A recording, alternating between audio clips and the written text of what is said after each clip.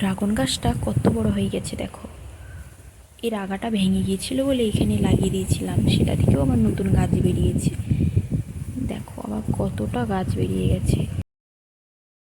একটু জল দিয়ে দিই। আর এই যে মানি প্ল্যান্ট জানালা বেয়েই চলছে।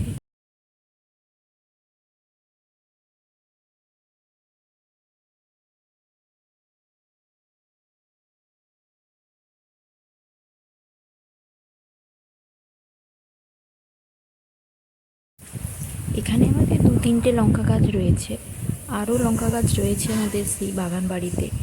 এই লঙ্কাটা একটু আলাদা দেখো, এটা একটু কম ঝালের কিন্তু খেতে ভালো।